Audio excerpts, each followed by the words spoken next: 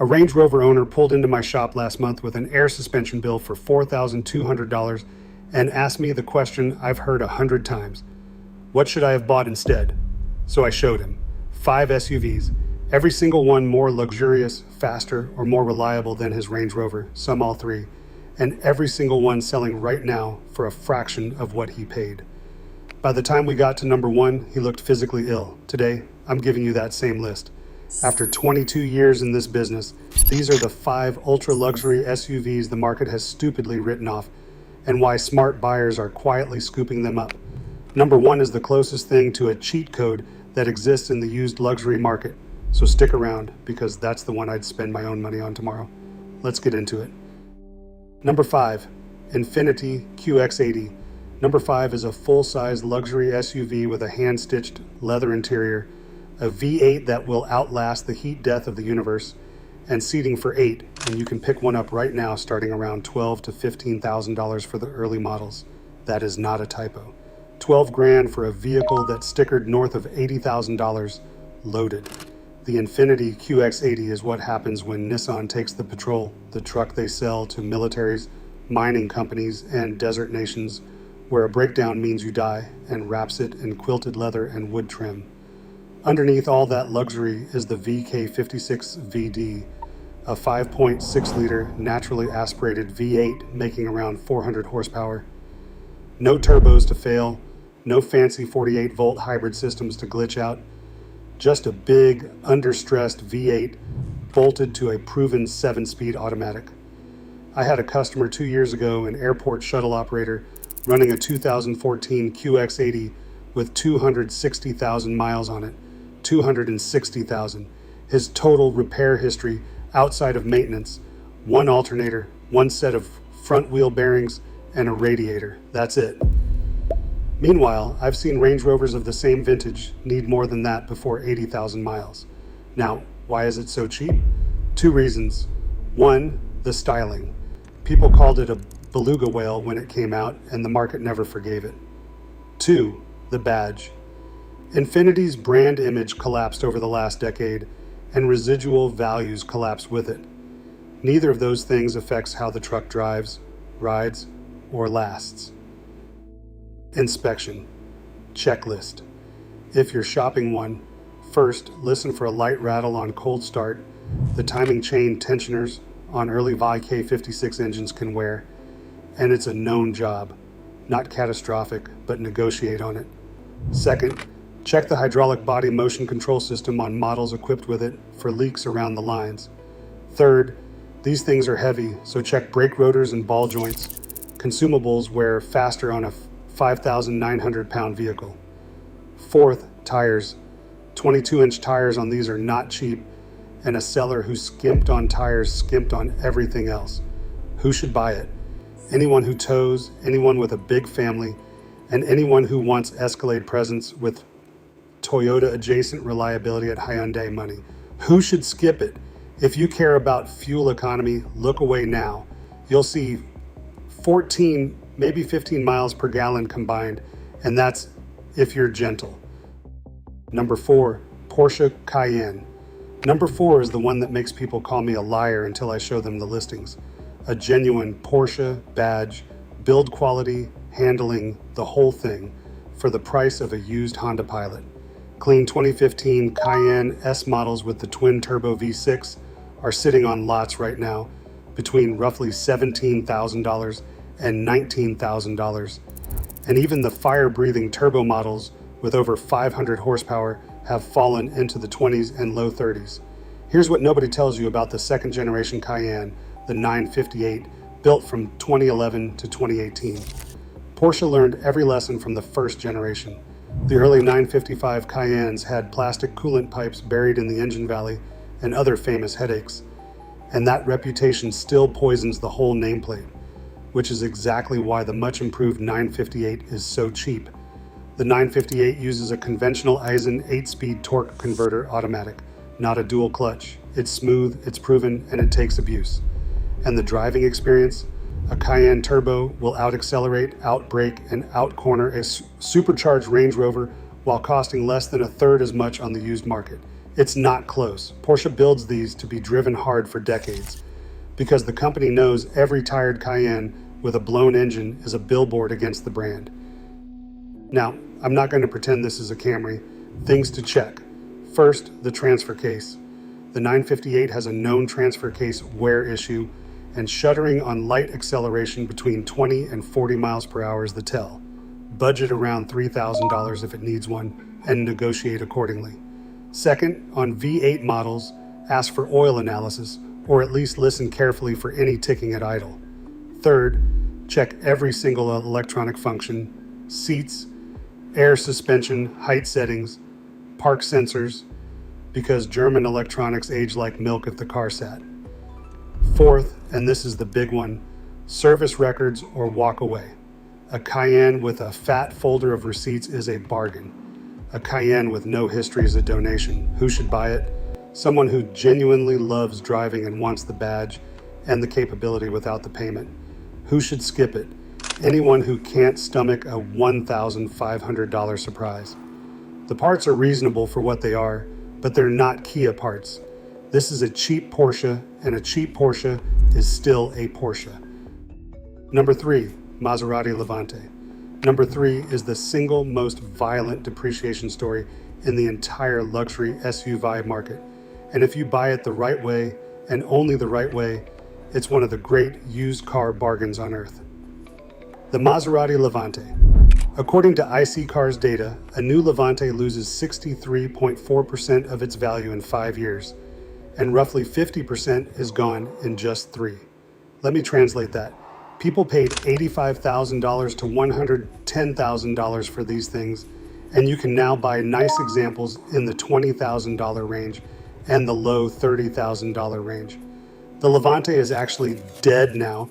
It bowed out after the 2024 model year with no successor, which means values cratered even harder. And here's what makes it interesting instead of just cheap, the engine. The twin-turbo 3.0-liter V6 in these is assembled by Ferrari and Maranello. The transmission behind it is the ZF 8-speed, the same gearbox in BMWs, Audis, Jaguars, Rolls-Royces, basically half the luxury industry, and it's one of the best automatics ever made. The bones of the drivetrain are genuinely good. And if you step up to the V8 models from 2019 onward, you get a Ferrari-built V8 that sounds like the end of the world in the best possible way. Even the 580 horsepower Trofeo, which stickered well into six figures, can now be found around $60,000 with some miles on it. So why is it this cheap? Early build quality issues, interior parts obviously shared with Chrysler family products, and a dealer network with the density of a rural gas station chain. The switchgear in a $90,000 Maserati coming out of the same parts bin as a Dodge minivan offended people. Fair enough. But none of that stops the thing from being fast, gorgeous, and genuinely rare on the road. Inspection checklist, and I mean follow this to the letter. First, complete service history from a Maserati dealer or a known Italian specialist, non-negotiable. Second, check for oil leaks at the timing cover and valve covers, common on higher mileage V6s. Third, cycle the air suspension through every height setting and listen to the compressor. Fourth, budget honestly. Set aside $2,000 to $3,000 a year for maintenance and repairs. If that number scares you, this is not your truck, and there's no shame in that. Who should buy it? Someone who wants something nobody else in the parking lot has, understands what they're signing up for, and pays cash with a repair fund sitting next to it. Who should skip it? Anyone who needs this to be their only car. And here's the thing, a Levante parked next to a Range Rover makes the Range Rover look like a rental. That's what you're paying for. Now, if this list is saving you from an $80,000 mistake, do me a favor and hit subscribe, because the next two are the ones that actually matter. Number 2 is the S-Class of SUVs for used Camry money, and number 1 is the vehicle I would bet my shop on. Number 2, Mercedes-Benz GLS 550. Number 2 is a vehicle Mercedes-Benz literally marketed as the S-Class of SUVs, a 449 horsepower twin-turbo V8. a cabin that embarrasses anything Land Rover was building at the time, 3 usable rows, and the market has decided it's worth less than a new Toyota Corolla Cross. The nationwide average price for a used GLS 550 right now is around $24,000, with examples starting as low as roughly $13,700. The 2017 models average about $21,000. These were 6-figure vehicles optioned up. Think about that. An SUV that cost more than the median American salary, now priced like a mid-trim Honda CR-V. True car. Kelley Blue Book. The heart of this thing is the M278 Mercedes 4.7-liter twin-turbo V8. And here's my honest mechanic's take. This is one of the better modern German 5.8s. It's not fragile. The block is stout, the turbos are conservatively tuned, and the engine has none of the timing chain horror stories of the earlier M272 family. Paired with the 9-speed automatic and later models, it moves this 5,700-pound land yacht to 60 in about 5.5 seconds while your passengers get massaged. Compare it directly to a same-era Range Rover, because that's the fight here. Similar money used. The Range Rover will have the more fashionable badge. The GLS will have the more reliable engine, the better third row by a mile, cheaper independent shop support in every city in America, and roughly half the horror stories. I see supercharged Range Rovers with coolant leaks, timing issues, and suspension failures constantly. I see GLS models mostly for brakes, fluids, and the occasional suspension job. Which brings me to the checklist, because there is one big ticket item. First, the Airmatic air suspension. Park it, let it sit, come back in an hour. If a corner sagged, walk or negotiate hard. Struts run $1,200 to $1,600 a corner, installed at an independent. Second, check for oil seepage at the valve covers and lower engine, common with age, cheap to fix, great negotiating leverage. Third, run every seat motor, every blind, every vent in all 3 rows. Rear cabin electronics are where neglected examples show their age. Fourth, cooling systems service history. Turbocharged V8s live and die by their cooling systems. Who should buy it? Families who want genuine first-class travel for economy money, and anyone cross-shopping used Range Rovers who's willing to be honest with themselves. Who should skip it? People who won't budget for German consumables. Brakes, air struts, and fluids cost real money even when nothing is broken. But dollar for dollar of luxury delivered, almost nothing on this list touches it. Almost nothing. Because number 1 is the reason this entire video exists. Number 1, Lexus LX 570. Number 1 is the vehicle that ends every what luxury SUV should I buy conversation I have. The Lexus LX 570. And before you click away because it's not as cheap as the others, stay with me, because the math on this truck is unlike anything else in the automotive world. Here's what an LX 570 actually is. Underneath the leather and the wood and the cooled seats, it is a Toyota Land Cruiser 200 series. Same frame, same legendary 5.7-liter 3 URF EV8. Same drivetrain that Toyota engineers to survive 25 years of abuse in places where there are no tow trucks, no dealers, and no second chances. The United Nations doesn't run Range Rovers into conflict zones, it runs Land Cruisers. The LX 570 is that vehicle wearing a tuxedo. A 2016 LX 570 stickered at $90,730 new, and Kelley Blue Book puts the fair purchase price at around $43,000 today, with real-world listings in the mid-40s for well-kept examples. Now, 40-something grand is not cheap in the normal sense. It's dirt cheap in the only sense that matters: cost per year of trouble-free ownership. Because here's what the depreciation curve isn't telling you: these trucks are just getting started at 100,000 miles. Browse the listings and you'll find LX 570s with 185,000, 188,000, even 212,000 miles still being sold at real money, because everyone knows they'll keep going.